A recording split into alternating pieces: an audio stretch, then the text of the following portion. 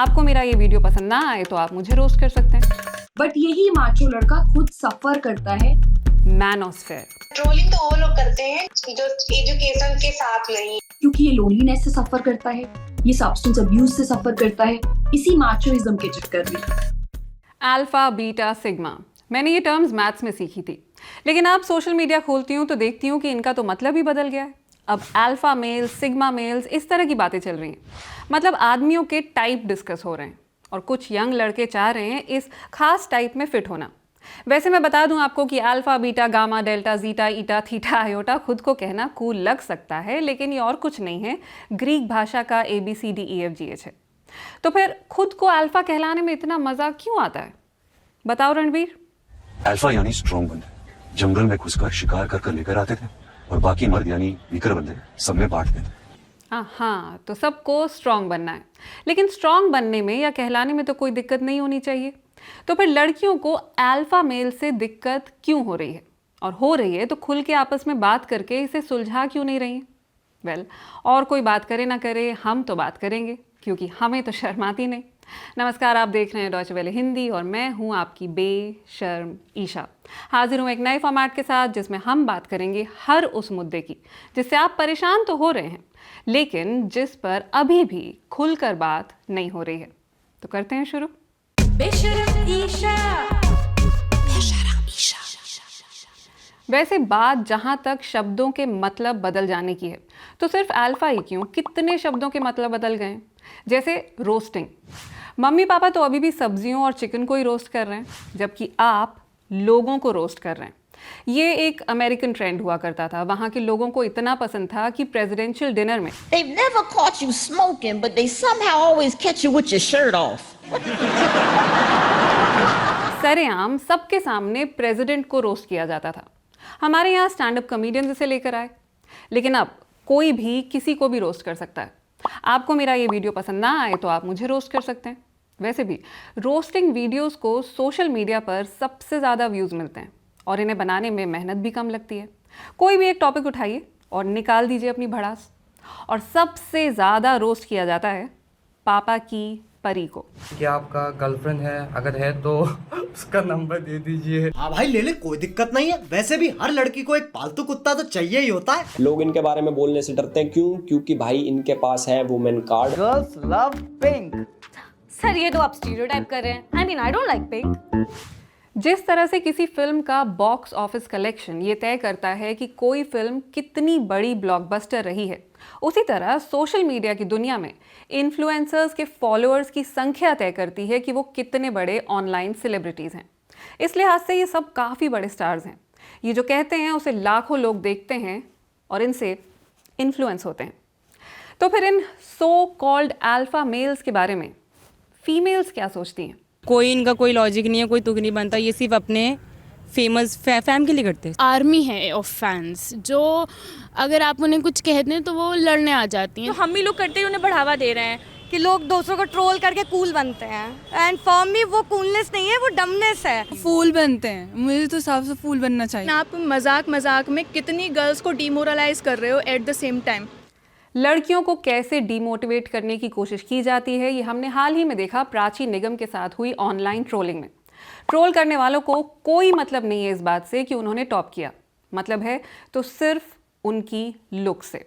प्राची और उनके परिवार ने इन ट्रोल्स का सामना बहुत बहादुरी से किया और अब उन्होंने तय किया है कि ट्रोल्स को कोई मौका ही नहीं देंगे। ट्रोलिंग तो वो लोग करते हैं जो एजुकेशन के साथ नहीं, एजुकेशन उनके साथ नहीं है। उनको पता नहीं है कि इन सब चीजों से कोई फर्क नहीं पड़ता है।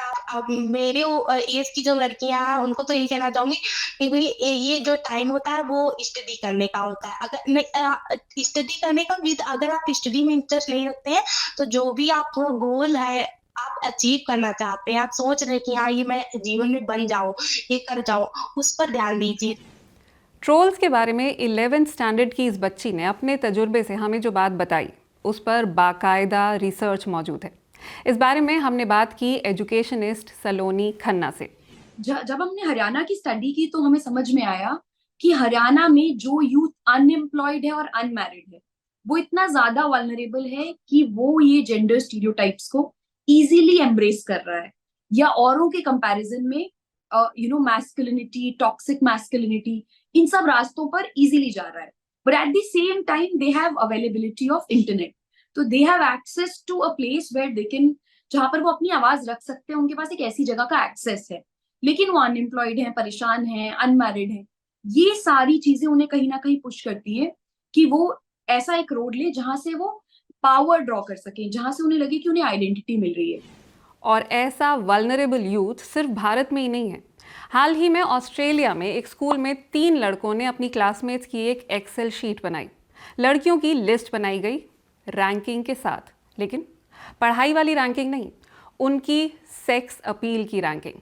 बाकायदा इस शीट में उन्होंने बताया कि कौन सी लड़की बीवी बनने लायक है, वाइफ मटीरियल कौन सी स्वीट है, कौन ठीक ठाक काम चलाऊ है और कौन रेप के लायक भी नहीं है. ऑनलाइन स्पेस में जो घट रहा है ये है उसका ऑफलाइन नतीजा. और ये जो सब हो रहा है, ऐसा नहीं है कि इस पूरे सिनेरियो में सिर्फ लड़कियां ही विक्टिम बन गई हैं. लड़के इस बात से अनजान हैं कि वो खुद विक्टिम बनते जा रहे हैं. उस थ्योरी को बोलते हैं द माचो पैराडॉक्स. अब माचो टर्म जो है वो टॉक्सिक मैस्कुलिनिटी से रिलेटेड है. हमने देखा है अक्सर हम पूछते हैं लोगों को what kind of main do you like, तो बोलते हैं यार माचो होना चाहिए लड़का, है ना. अब लड़का माचो होने में आपको अच्छी एक बॉलीवुड वाली इमेज वो सब मीट हो रहा है, बट यही माचो लड़का खुद सफर करता है, क्योंकि ये लोनलीनेस से सफर करता है, ये सब्सटेंस अब्यूज से सफर करता है, इसी माचोइज्म के चक्कर में. 2019 में एक रिसर्च हुई थी इंडियन इंस्टीट्यूट ऑफ साइकेट्री की, तो उन्होंने बताया कि जितने भी लोग ये माचोइज्म के कॉन्सेप्ट या मैस्कुलिनिटी के बर्डन से जी रहे हैं, basically more of males, they are not able to reach out for psychiatric help. अगर उन्हें डिप्रेशन होता भी है तो भी वो रीच आउट नहीं कर पाते कि वो कोई हेल्प ले पाए. तो इस पूरे मैस्कुलिनिटी का जो हमने टॉक्सिसिज्म कर दिया है, इसका जो खामियाजा है वो सबसे ज्यादा हमारे मर्दों को ही भुगतना पड़ रहा है. जिस दिन ये वाली बात हमारे यूथ को कन्वे कर दी जाएगी, उस दिन एंड्रयू टेट जैसे लोगों को भी फॉलो करना कम कर दिया जाएगा. एंड्रयू टेट, जिनका जिक्र अभी सलोनी ने किया, ये एक ब्रिटिश अमेरिकन इन्फ्लुएंसर हैं जो महिलाओं के खिलाफ उल जलूल बोल बोल कर ही इतने पॉपुलर हुए हैं. अगर आपने इन्हें अब तक नहीं देखा है तो मतलब आपकी टाइमलाइन पर महिला विरोधी कंटेंट नहीं आ रहा है. बहुत अच्छी बात है.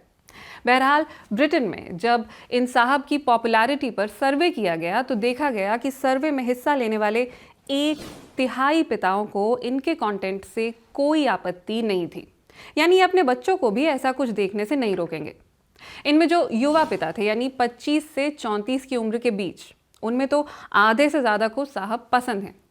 टीनेजर्स की अगर बात की जाए, यानी 15 से 16 साल के बीच के लड़कों में 1/4 से कम इन्हें पसंद करते हैं, और लड़कियां तो महज 10% ही हैं जो इनकी बातों से इत्तेफाक रखती हैं. 90% इन्हें और इनकी बातों को पसंद नहीं करती.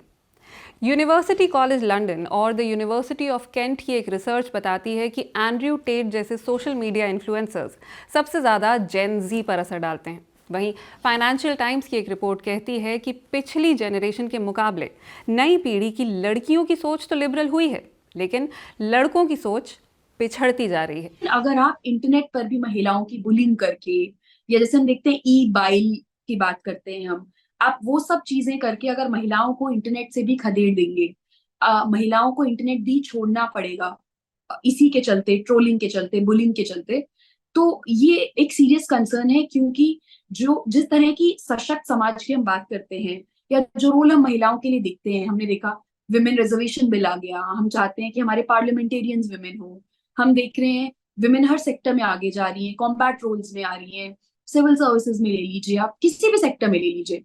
तो जिस तरह का रोल हम उनके लिए देखते हैं हमारे समाज में, वो हम बना नहीं पाएंगे अगर हम उन्हें इंटरनेट से खदेड़ दिया. इंटरनेट में ऐसा कंटेंट बढ़ता जा रहा है जहां 3-4 मर्द चौपाल लगाकर बैठ जाते हैं और मिलकर औरतों के खिलाफ बातें करते हैं. ऐसे कंटेंट के लिए एक टर्म भी है, मैनोस्फेयर. यानी ये मर्दों का एक ऐसा ऑनलाइन बबल है जो सेक्सिस्ट कंटेंट ही प्रोड्यूस कर रहा है, जो नाराज़ है कि महिलाओं को बराबरी मिल ही क्यों रही है, और जो ये सब करते हुए महिलाओं से ही पूछ रहा है कि चाहती क्या है ये औरतें. तो महिलाओं को आपसे कुछ बहुत ज्यादा नहीं चाहिए, महिलाओं को केवल स्वच्छंदता चाहिए. मैं वो कर सकूं जो मैं करना चाहती हूँ. अब मैं वो कर सकूंगा मतलब ये नहीं है कि मैं किसी दूसरे को जाकर थप्पड़ मार सकूं, या मैं किसी जगह की मर्यादा को वायलेट कर दूं, या मैं आपसे लड़ाई करूं कि मुझे कुछ ऐसा करना है जो इलीगल है। जो मर्दों के लिए गलत है वो महिलाओं के लिए भी गलत है, लेकिन क्योंकि मैं एक महिला हूं, सिर्फ इसलिए मुझे मेरी स्वच्छंदता को बांध देना, या मुझे रिस्ट्रिक्ट कर देना, या मुझे रिजेक्ट कर देना, या मुझे इनकेपेबल करार कर देना, इनकॉम्पिटेंट करार कर देना, ये प्रॉब्लमैटिक है। ये नहीं होना चाहिए। तरीका केवल एक है कि हम अपनी मानसिकता में बदलाव लाएं, और मानसिकता में बदलाव तभी आएगा जब हम खुले दिमाग से सामने वाले की बात सुनने के लिए तैयार होंगे और अपना पक्ष एक सभ्य तरीके से रख पाएंगे।